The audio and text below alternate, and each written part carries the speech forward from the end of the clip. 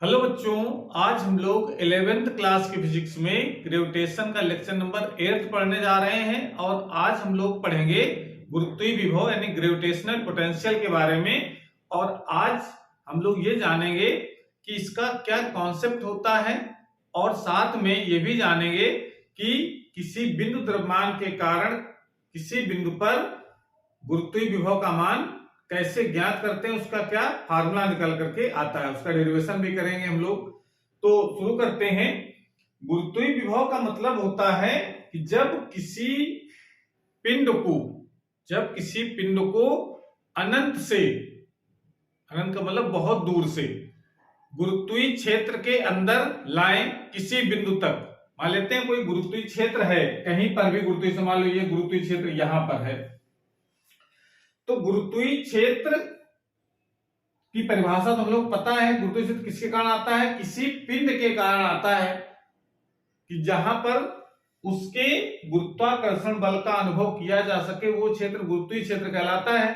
तो गुरुत्वीय क्षेत्र किस पिंड के कारण, उससे कोई लेना देना नहीं। मतलब आपको जानना है गुरुत्वीय क्षेत्र है और उस गुरुत्वीय क्षेत्र के अंदर अनंत से यम द्रव्यमान के पिंड को लाएं, कहां से? अनंत से। और इसको लाने में किसी बिंदु तक, जिस बिंदु तक लाना हो उस बिंदु तक लाएं। उस बिंदु तक लाने में कितना कार्य प्राप्त होगा। अब प्राप्त शब्द हम लोग क्यों यूज कर रहे हैं? क्योंकि जब हम इसके पास आ रहा होगा तो ये आकर्षण बल है, जो गुरुत्वाकर्षण बल हमेशा आकर्षण बल होता है। इस कारण जब उसकी ओर कोई पिंड आता है तो हमको लाना नहीं पड़ता, वो अट्रैक्शन के कारण अपने आप आता है। इसमें कहा जाता है कि प्राप्त कार्य, यानी कार्य हमको प्राप्त हो रहा है, करना नहीं पड़ता है। तो अगर अनंत से गुरुत्वीय क्षेत्र के अंदर किसी बिंदु तक लाएं तो जो कार्य हमको प्राप्त होगा और जो पिंड ला रहे हैं उसका जो अनुपात होता है, जो कार्य किया या जो कार्य प्राप्त हुआ और जो पिंड लाए, उस कार्य और पिंड का जो अनुपात है वो उस बिंदु पर गुरुत्वीय विभव कहलाता है। ये इसकी परिभाषा है, समझ रहे हैं? यानी अनंत से लाएं, जो कार्य प्राप्त होगा, जिस बिंदु तक लाएं, मान लो यहां तक ला रहे हैं, इस बिंदु तक लाने में जो कार्य होगा, या इस बिंदु तक ला रहे हैं या इस बिंदु तक ला रहे हैं, जहां तक लाएं उस बिंदु पर उसका गुरुत्वीय विभव कहलाएगा।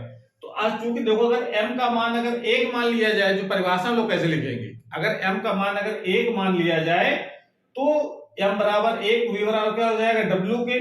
तो इसका मतलब है कि एकांक द्रव्यमान को अनंत से गुरुत्वीय क्षेत्र के अंदर किसी बिंदु तक लाने में जो कार्य होता है उसे उस बिंदु पर गुरुत्वीय विभव कहते हैं। तो उसकी डिफिनीशन आप इस प्रकार से लिखेंगे। पिंड लाते तो पिंड को है, लेकिन पिंड कैसा लाना है? जिसका द्रव्यमान 1 हो, यानी 1 किलोग्राम का पिंड हो, ठीक है ना? तो उसकी डिफिनीशन आप इस प्रकार से लिख सकते हैं। एकांक द्रव्यमान के पिंड को अनंत से गुरुत्वीय क्षेत्र के अंदर किसी बिंदु तक लाने में जो कार्य प्राप्त होता है उसे उस बिंदु पर गुरुत्वीय विभव कहते हैं। इसे v से प्रदर्शित किया जाता है। अब बात ऐसा आती है कि कितना कार्य होगा, तो उसके लिए हम अभी डिफिनेशन में तो हम मान लेंगे कार्य कितना हो रहा है w, लेकिन जब इसका डेरिवेशन करेंगे तो वहां पर कार्य को कैलकुलेट भी करना है। तो अगर हम परिभाषा के अनुसार सूत्र लिखना चाहते तो क्या लिखेंगे? यदि यम द्रव्यमान के पिंड को अनंत से गुरुत्वीय क्षेत्र में किसी बिंदु तक लाने में प्राप्त कार्य अगर w है, प्राप्त कार्य w है, तो उस बिंदु पर गुरुत्वीय विभव कितना होगा? v बराबर -w/m। अब यहां पर माइनस को लगा दिया गया, भाई प्राप्त कार्य w है और जो पिंड ला रहे हैं वो उसका अनुपात ये भी बराबर होना चाहिए। प्राप्त कार्य हम इसलिए प्राप्त कार्य होने के कारण यहां पर माइनस चिन्ह लगाया गया, क्योंकि कार्य हमको करना नहीं पड़ता है। जब गुरुत्वीय क्षेत्र की तरफ लाओगे, ठीक है ना, तो गुरुत्वीय क्षेत्र की तरफ लाओगे तो जिस पिंड के कारण ये गुरुत्वीय क्षेत्र है वो पिंड क्या करेगा? जो दूसरा पिंड जिसको हम ला रहे हैं उसको क्या करेगा? अट्रैक्शन फोर्स लगाएगा, नहीं आकर्षण बल लगाएगा। उस आकर्षण बल के कारण पिंड अपने आप उस गुरुत्वीय क्षेत्र की तरफ आता है। इस कारण से कहा जाता है कार्य हमको प्राप्त हो रहा है। कौन कर रहा है कार्य? गुरुत्वाकर्षण बल वो कार्य करता है, हमें नहीं करना पड़ता है। तो जो कार्य प्राप्त होता है इसलिए उस कार्य को हम क्या लेते हैं? ऋणात्मक। इसलिए यहाँ पर ऋण चिन्ह लगा दिया जाता है। और ये ध्यान रखना है हमेशा ऋण चिन्ह लगाने का कारण सिर्फ यही है कि हमको गुरुत्वीय क्षेत्र लाने में कार्य करना नहीं पड़ता बल्कि प्राप्त होता है। ठीक है, तो ये आपको ध्यान ये भी रखना है साथ में कि गुरुत्वीय विभव हमेशा ऋणात्मक होता है, हमेशा ऋण चिन्ह के साथ आएगा गुरुत्वीय विभव। तो आप रीजन में लिख सकते हैं ऋणात्मक चिन्ह ये प्रदर्शित करता है कि कार्य हमें प्राप्त होता है। तो इतनी बात तो डिफिनीशन के अनुसार थी। अब जरा इसकी मात्रक और विमा भी हम लोग देख लेते हैं क्या होगा। परिभाषा तो बहुत आसान है, तो जरा इसका मात्रक क्या हो जाएगा, V का मात्रक, V मतलब गुरुत्वीय विभव, गुरुत्वीय विभव का मात्रक क्या लिख सकते हैं फार्मूला अनुसार, जूल प्रति किलोग्राम, ये हो जाएगा। विमा क्या हो जाएगी इसकी, विमा को क्या लिख सकते हैं, एम एल, कार्य विमा लिखना है M L square T minus 2 upon M, M से एम कैंसिल हो जाएगा, क्या बचेगा एल स्क्वायर टी माइनस 2, ये इसकी विमा होती है। समझ में आ रहा है। और दूसरी बात, ये V जो है यानी गुरुत्वीय विभव है, गुरुत्वीय विभव एक अदिश राशि, अदिश राशि होती है। और हम लोग लिख सकते हैं पॉइंट देखो, V का मान अनंत पर शून्य मानते हैं। अनंत पर कितना विभव होता है किसी पिंड के कारण, कितना मानते हैं हम लोग, शून्य। ठीक है, और V सदैव यानी गुरुत्वीय विभव जो है होता है वो सदैव ऋणात्मक होता है,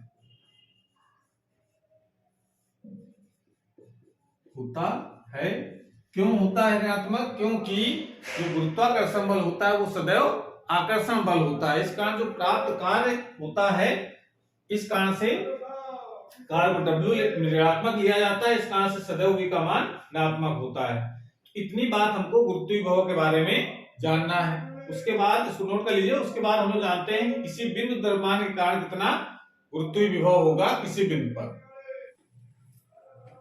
तो हेडिंग लगाते हैं, बिंदु द्रव्यमान के कारण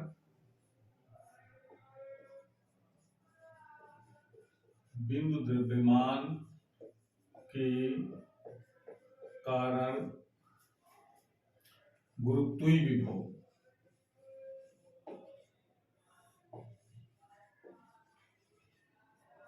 gravitational potential due two point mass, बहुत छोटे द्रव्यमान के कारण हम गुरुत्वीय विभव ज्ञात करते हैं। ये जो कॉन्सेप्ट हम लोग पढ़ने जा रहे हैं वो किसके कारण, किसके लागू होता है, बहुत छोटा सा कोई पिंड हो यानी पॉइंट मास हो। मान लीजिए ये छोटा सा पिंड है जिसका द्रव्यमान है कैपिटल M, मान लिया हमने, ये बिंदु द्रव्यमान हो गया। इससे इस पिंड से r दूरी पर, ये मान लो डिस्टेंस है हमारी r दूरी पर एक बिंदु P है जहां पर हमको वैद्युत विभव का मान ज्ञात करना है।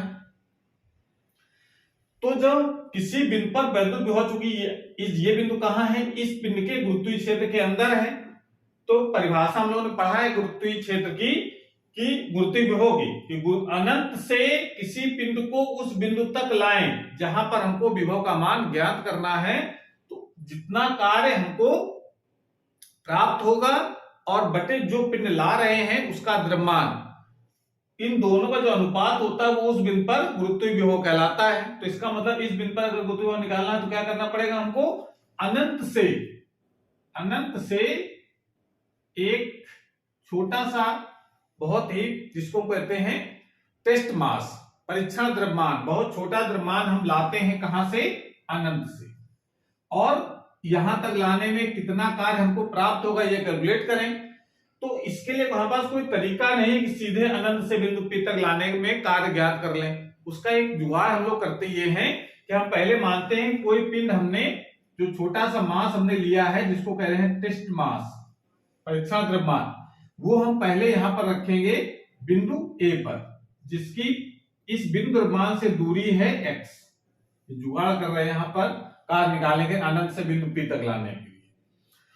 जब यहां पर रखेंगे, एक कौन सा पिंड रख रहे हैं, छोटा सा मास रखा हमने, जिसका द्रव्यमान मान लिया m है, स्मॉल m। इस पिंड पर लगने वाला पहले बल निकालेंगे हम लोग। इतनी बात जरा हम लोग पहले इसकी भाषा लिख लें जो कर रहे हैं, तो लिख देंगे माना बिंदु द्रव्यमान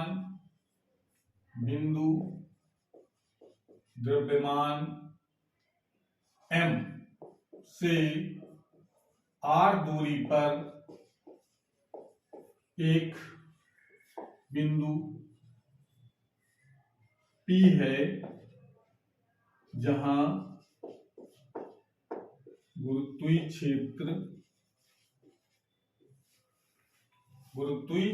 विभव क्षेत्र नहीं, गुरुत्वीय विभव ज्ञात करना है। मतलब कोई बिंदु द्रव्यमान हमने m लिया, उससे r दूरी पर एक बिंदु P लिया, जहां पर हमको गुरुत्वीय विभव ज्ञात करना है। इसके लिए अब करना क्या है, आगे जुगाड़ क्या करना है, इसके लिए बिंदु द्रव्यमान m तथा बिंदु P को मिलाने वाली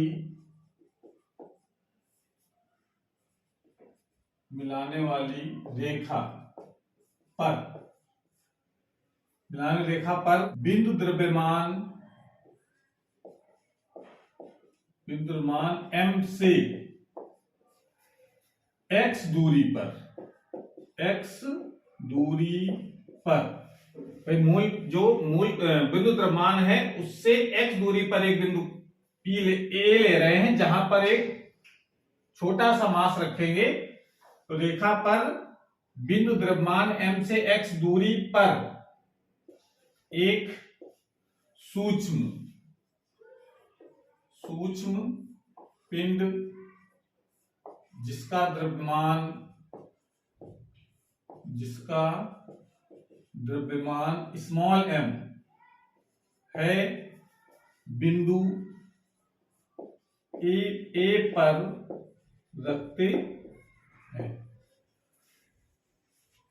ठीक है ना, यह लिख सकते हैं x दूरी पर एक सूक्ष्म पिंड जिसका द्रव्यमान m है, बिंदु a पर रखते हैं। तो ऐसा जब करेंगे तो क्या होगा, तो पिंड m स्मॉल m पर कार्य करने वाला गुरुत्वाकर्षण बल कितना होगा। जब पिंड यहां रख देंगे तो ये जो पिंड माना हमने, इसको बिंदु द्रव्यमान कह रहे हैं, वो क्या करेगा, इसको अट्रैक्ट करेगा अपनी ओर। तो यह आकर्षण बल, इस तरफ आकर्षण बल लगेगा। तो कौन सा बल लगेगा, वो मान लेते हैं F है, और F का मान कितना होगा, F बराबर GMM बटे x स्क्वायर लगेगा। क्योंकि दूरी कितनी मानी हमने, x। पिंड का द्रव्यमान है स्मॉल m जो रखा है हमने, और ये बिंदु द्रव्यमान माना कैपिटल M, तो m1 m2 बटे r स्क्वायर। ये जो सूत्र होता है न्यूटन गुरुत्वाकर्षण का नियम के साथ, जो सारा सूत्र हमने लिख लिया। अब हम क्या करेंगे, क्योंकि यह आकर्षण बल इस तरफ लग रहा है, तो पिंड क्या होगा, इस तरफ खिसकेगा। तो मान लेते हैं A से वो B तक खिसक आया। कारण क्या है कि चूंकि ये जो बल है, बल के कारण ही कार्य निकालना है।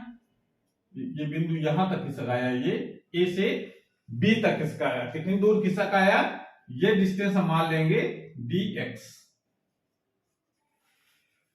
चूंकि कार्य निकालना है हमको, तो कार्य चूंकि देखो बल जो है वो दूरी पर निर्भर करने लगा। जैसे जैसे पास आएगा वैसे वैसे x का मान कम होगा, तो बल का मान क्या बढ़ेगा। तो इसका मतलब है कि केवल हम बल गुणित विस्थापन वाले सूत्र से ही कार्य डायरेक्ट नहीं निकल आएगा। जब दूरी पर फोर्स निर्भर करता है तो हम समाकलन विधि से कार्य ज्ञात करते हैं। तो कैसे ज्ञात करते हैं, तो पहले एक सूक्ष्म कार्य निकालेंगे, सूक्ष्म विस्थापन में, उसके बाद फिर उसका समाकलन करेंगे। तो वो कॉन्सेप्ट यहां पर लगाना है। तो अब आगे लिखना है इस आकर्षण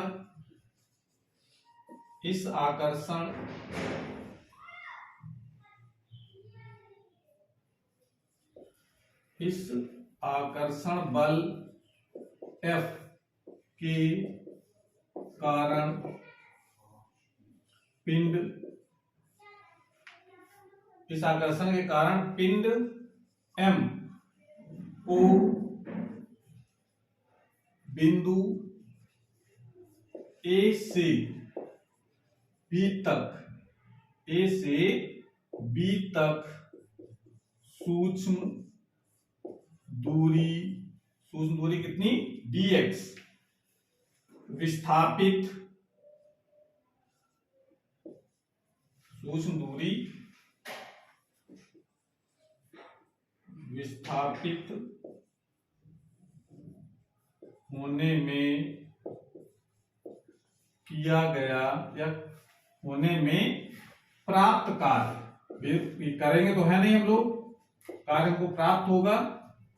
इस तरफ आकर्षण बल लग रहा है, हमको कुछ करना नहीं है, पिंड रख दो अपने आप खिसकना शुरू कर देता है। तो कौन कार्य करना है? ये आकर्षण बल। तो तभी लिखा हमने इस आकर्षण बल के कारण पिंड M, जो स्मॉल m जो रखा है बिंदु A पर, बिंदु M को बिंदु A से B तक सूक्ष्म दूरी dx विस्थापित होने में प्राप्त कार्य कितना हो जाएगा? तो कार्य भी हमारा कितना होगा? सूक्ष्म कार्य होगा, उसको dw से लिखेंगे। सूत्र कौन सा लगाएंगे? बल लग रहा है F, विस्थापन कितना हो रहा है? dx। ठीक है, ये जरा F को मान यहां लगा दो। तो dw इक्वल टू कितना हो जाएगा? gmm अपान x स्क्वायर dx। ठीक है, ये कार्य हम लोगों ने इतना निकाल लिया। अब हमको पूरा कार्य निकाला, विस्थापन कहां से कहां तक करना था हमको, ये तो A से B तक कार्य निकाल लिया। अब जानते हैं फिजिक्स में कि जब सूक्ष्म कार्य निकाला आता है और पूरा कार्य निकालना होता है तो जहां से जहां तक खिसकाना है वहां तक लिमिट लगा करके इसका समाकलन करना है। तो उसको नोट कर लो यहां तक।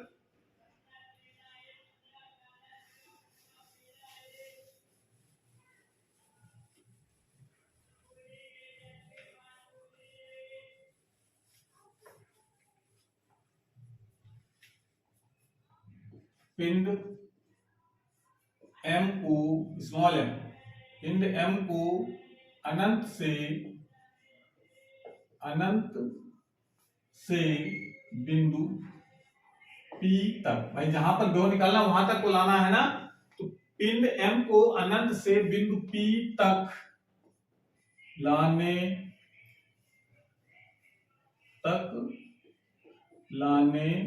में प्राप्त कुल कार्य कितना होगा? W बराबर समाकलन कर देंगे, अनंत से कहां तक ला रहे हैं? बिंदु P तक। बिंदु P की दूरी कितनी है? बिंदु द्रव्यमान से r, तो लिमिट कितनी हो जाएगी? अनंत से r, और dw का समाकलन करना है। dw का मान यहां पर लगा दो, तो w बराबर हो जाएगा समाकलन इनफाइनाइट टू r, और ये वैल्यू है dw की gmm अपान x स्क्वायर dx। कितना हो जाएगा? इसको जरा और आगे सॉल्व करो, जो कांस्टेंट टर्म होते हैं उसको बाहर,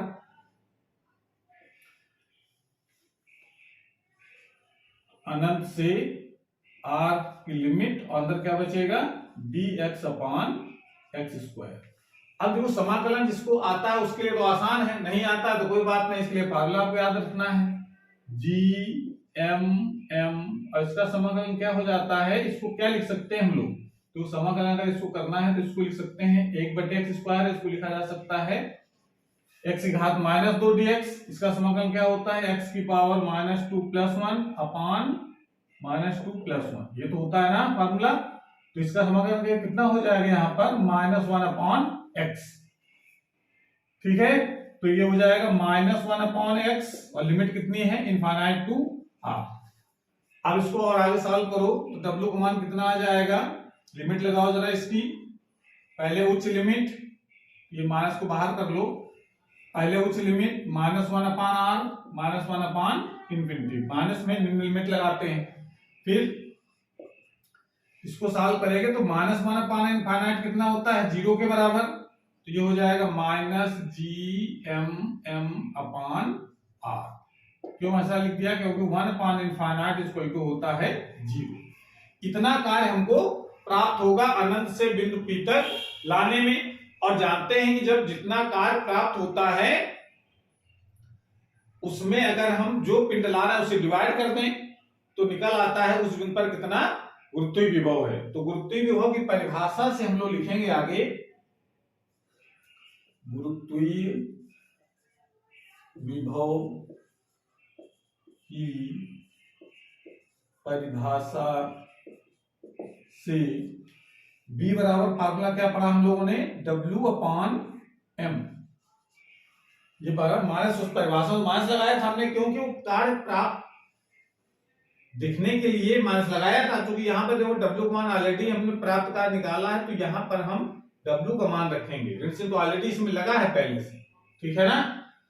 तो इस कारण से जरा वैल्यू लगा दो, कितना हो जाएगा, B बराबर माइनस GM अपान R इंटू M। M हो जाएगा, M से M कैंसिल हो गया, कितना आ गया, V बराबर आ जाएगा माइनस GM अपान R। ये मोस्ट इंपॉर्टेंट फार्मूला है। कोई भी पिंड हो उससे उसके बाहर, उस पिंड से बाहर कोई अगर बिंदु लेते हैं जिसकी दूरी है R, तो उस पिंड का द्रव्यमान कितना है, ये तो सार्वत्रिक गुरुत्वाकर्षण नियतांक हो तो G रहेगा ही, और R दूरी कितनी दूर बिंदु है उसकी वैल्यू रख करके हम उस बिंदु पर गुरुत्वीय विभव का मान ज्ञात कर सकते हैं। तो ये फार्मूला बिल्कुल याद कर लेना है। अब इसको नोट कर लीजिए। अब हम बात करेंगे, अगर मान लेते हैं ये पिंड ना होकर केवल पृथ्वी होता, पिंड ना होकर के पृथ्वी होता, तो पृथ्वी के कारण किसी बिंदु पर अगर विभव निकालना होता, गुरुत्वीय विभव निकालना होता, तो कैसे निकालते, उसके लिए देखो फार्मूला हम लोग कैसे लिखेंगे, बिल्कुल इसी को यूज करते हुए फार्मूला लिख देंगे। बाकी निकालने का प्रोसेस सेम रहेगा। अर्थ मानेंगे तो उसके ऊंचाई पर कोई बिंदु P लें जिसकी दूरी x, बाकी पूरा प्रोसेस वही, फिर वहां पर लगना गुरुत्वाकर्षण बल, फिर सूक्ष्म विस्थापन किया गया कार्य, फिर समाकलन, वो सब कुछ ऐसे करेंगे। तो आप कर सकते हैं करना चाहें तो, नहीं तो आप डायरेक्ट भी लिख सकते हैं और न्यूमेरिकल में इसकी जरूरत पड़ सकती है कि पृथ्वी की सतह पर बताओ कितना गुरुत्वीय विभव होगा। तो कैसे लिखा जाएगा इसको नोट कर लो।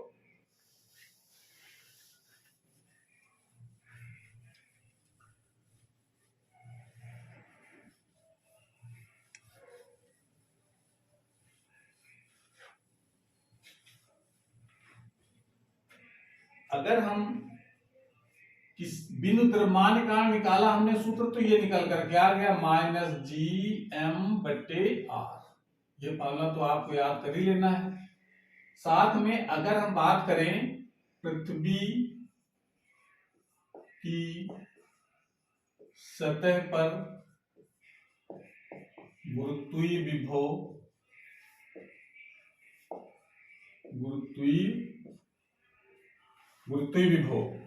कितना होगा, इसका फार्मूला लिखना चाहें तो यहां चूंकि देखो ये बिंदु द्रव्यमान था, इसका द्रव्यमान हमने लिखा था M। अगर पृथ्वी है तो पृथ्वी का द्रव्यमान लिखा जाएगा, तो GME अपान सतह की बात करेंगे तो दूरी कितनी होगी, जैसे मान लेते हैं अर्थ हमारे पास है, ये सेंटर हो गया, और मास हमेशा अर्थ के सेंटर पर ही इकट्ठा माना जाता है। तो ये यहाँ पर मास ME है और इसकी सतह पर यहाँ पर हमको निकालना है गुरुत्वीय विभव। तो ये डिस्टेंस कितनी होगी, जितनी उसकी रेडियस है, ये बिंदु P है जहां पर विभव ज्ञात करना है सतह पर, तो दूरी कितनी हो जाएगी सेंटर से, RE, दूरी कितनी हो गई RE, यहाँ जो R की वैल्यू थी वो RE में कन्वर्ट हो जाएगी। तो ये गुरुत्वीय विभव कहां पर होगा, पृथ्वी की सतह पर। इसको हम दूसरा चेंज कर सकते हैं, जो जानते हैं फार्मूला जानते हैं, स्मॉल जी और कैपिटल जी के बीच रिलेशन, क्योंकि GME इक्वल टू होता है GRE स्क्वायर। तो ये वह GME की वैल्यू अगर यहां लगाओगे तो V का मान कितना हो जाएगा, minus GRE square upon RE, इससे कट जाएगा। तो पृथ्वी की सतह पर जो गुरुत्वीय विभव का सूत्र है वो ये भी निकल करके आता है, ये तो है माइनस GME बटे RE, ये भी फार्मूला है, V equal to minus GRE। ठीक है, ये विभव कहां पर है? पृथ्वी की सतह पर। अगर हम ये निकालें पृथ्वी की सतह से कुछ ऊंचाई पर, जैसे मान लेते पृथ्वी की सतह से यहां पर कोई किसी बिंदु है, यहां पर निकालना है जिसकी दूरी है पृथ्वी की सतह से h, यानी h ऊंचाई पर यहां पर कितना विभव होगा बिंदु P पर। तो अगर ये कह दें यदि पृथ्वी